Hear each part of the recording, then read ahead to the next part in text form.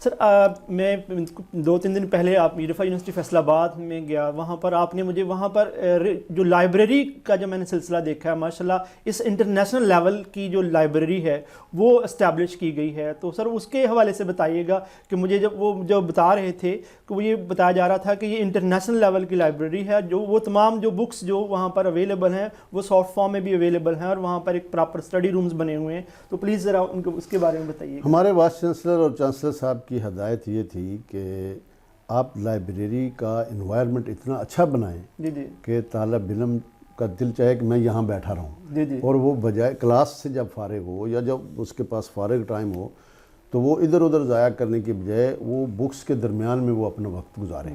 جی جی. تو اس کے لیے پھر چانسلر صاحب کی ہدایت پہ ہم نے باقاعدہ ایک انٹیریئر جو ڈیکوریشن والے لوگ ہیں ان سے بھی رابطہ کیا، مختلف لائبریرین جو تھے سینئر ایکسپیرینس ان سے بھی رابطہ کیا، اور یہ تقریباً 3-4 ماہ ہمارے اس پہ لگے ہیں ڈیکوریشن پہ.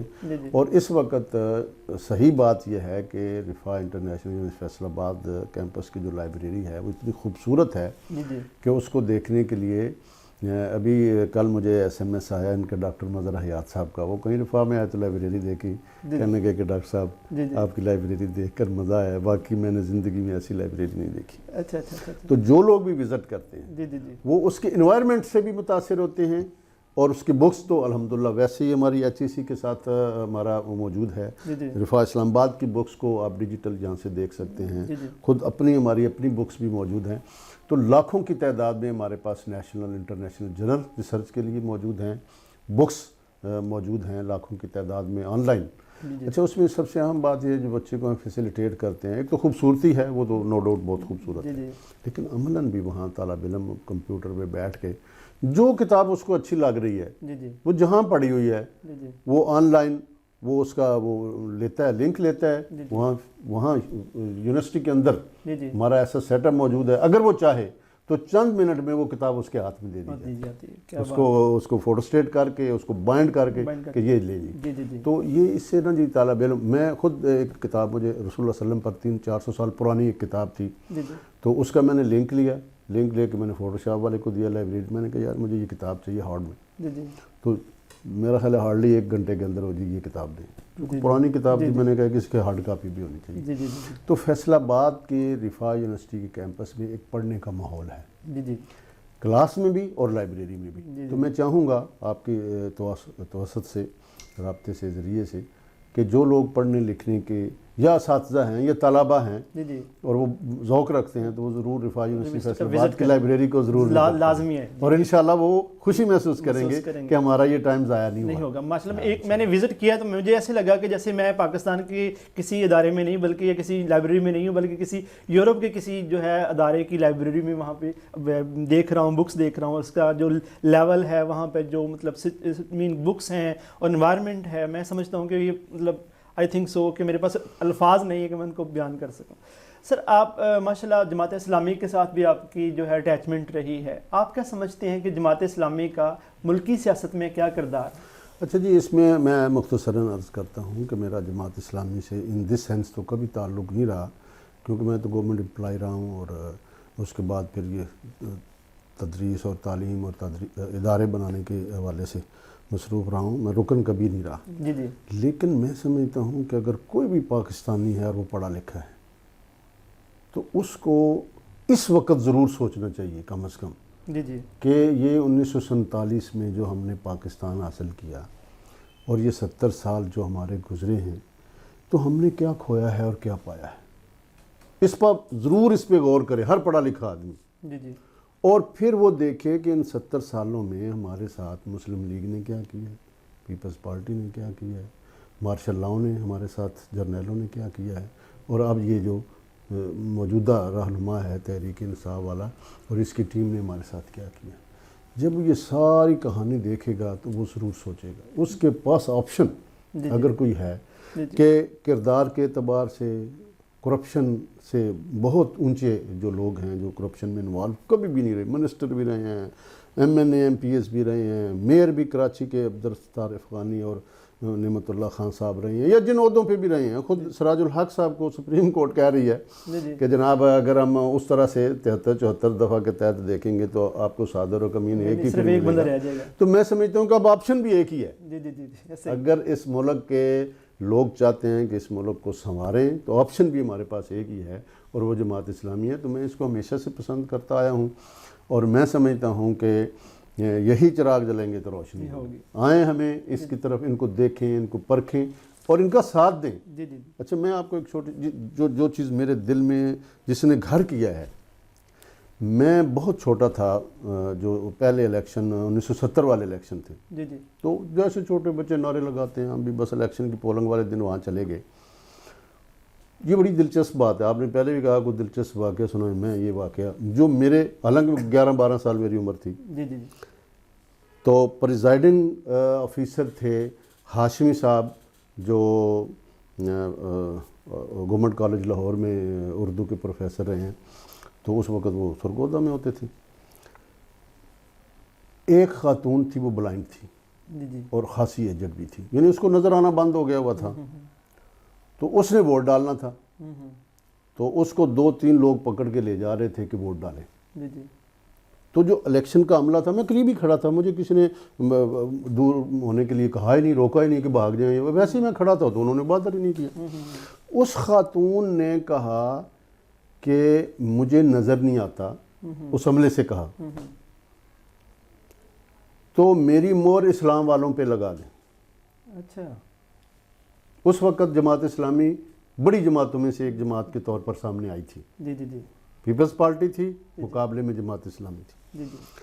تو 19-20 جماعتوں میں الیکشن ہو رہا تھا، لیکن 2 ہی جماعتیں بڑی ادھر مغربی پاکستان میں. مشرقی پاکستان میں تو مجیب الرحمان تھا، لیکن واحد جماعت تھی جو پورے پاکستان میں کانٹیسٹ کر رہی تھی. بالکل ایسے ہی 70 کے الیکشن. اچھا، اور اس وقت بھی آپشن پاکستانیوں کے لیے جماعت ہی بہتر ہو سکتا تھا. وہ آپشن اختیار نہ کرنے کی وجہ سے پاکستان 2 لخت ہوا. اچھا، اس بی بی نے جب یہ بات کہی تو وہ جو ہمارے پریزائڈنگ آفیسر تھے، پروفیسر تھے، وہ کہنے لگے کہ جی مائی تر گئی ہے بھئی، اس نے ہفتہ مہینے میں موت فارغ ہو جانا ہے زندگی سے، اور اگلے جان یہ کہے گی کہ میں نے تو اسلام والوں کو کے پلڑے میں اپنا وزن ڈالا تھا. بالکل ایسے ہی.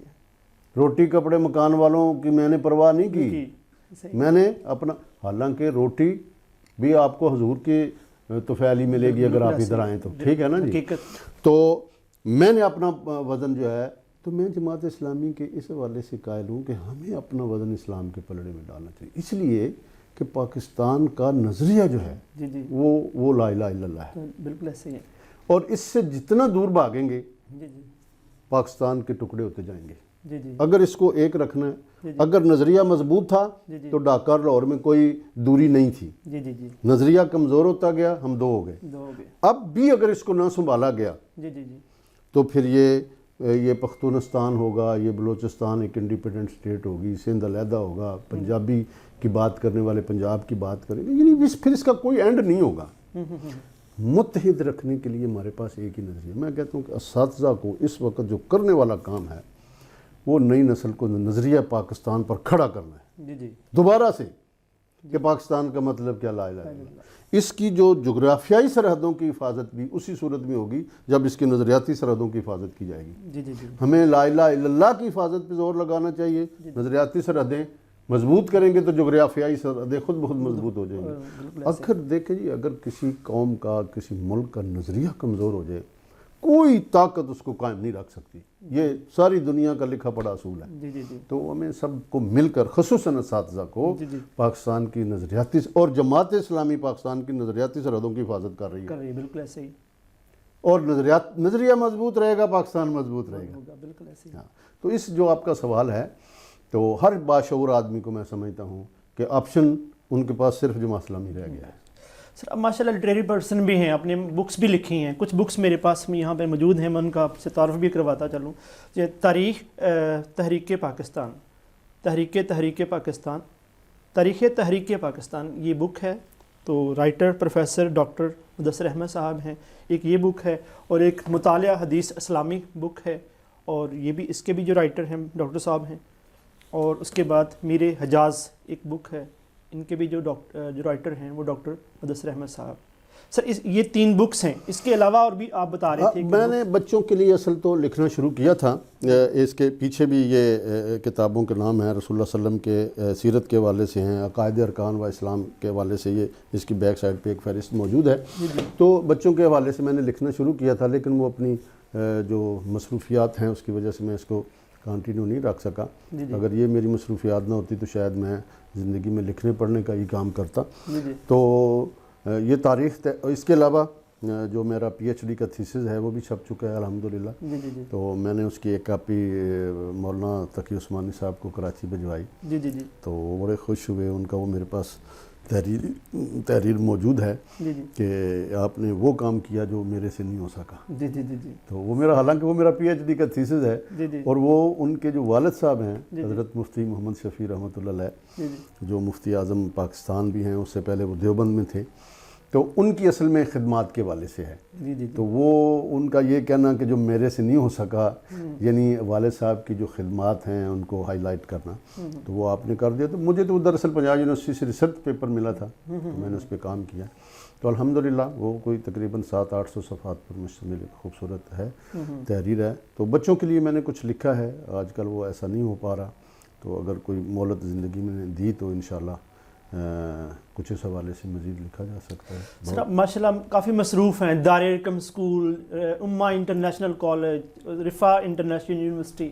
سر اس کے علاوہ اگر آپ کے پاس فارغ وقت ہوتا ہے تو آپ کہاں پہ یوٹیلائز کرنا پسند کرتے ہیں؟ اچھا جی، میرے پاس اگر فارغ وقت ہو تو میری خواہش تو ہوتی ہے کہ میں قرآن کا مطالعہ کروں، سیرت کا مطالعہ کروں، اسلامی کتابوں کا مطالعہ کروں، جو میرا پروفیشن بھی ہے، یعنی جو بچوں کے ساتھ ظاہر ہے اگر آپ اپڈیٹ رہیں گے تو بچوں کو بھی کچھ آپ نئی بات بتاتے رہیں گے۔ تو فارغ وقت میں میری خواہش یا کوشش ہوتی ہے کہ میں قرآن ہی پڑھوں، اور میں اپنے بچوں کو بھی یہی نصیحت کرتا ہوں کہ اللہ تعالیٰ نے جو انسان کی رہنمائی کے لیے کتاب بھیجی ہے وہ قرآن ہے۔ ماشاءاللہ، بے شک۔ تو اگر آپ کے پاس وقت نہیں بھی ہے تو نکالیں، کیونکہ اس کے پڑھے بغیر آپ کچھ بھی نہیں ہے۔ جو آپ کی دنیا بھی سنوار سکتی ہے اور آخرت بھی، اور قرآن ہے، اور اللہ کا پیغام ہے، اللہ کی کتاب ہے، اللہ کا کلام ہے، اس سے بڑھ کر کوئی کلام نہیں ہو سکتا۔ تو جو وقت ملے ہمارے بچوں کو، وہ قرآن ہی کا مطالعہ کرنا چاہیے، وہ ان کی رہنمائی کرے گا انشاءاللہ۔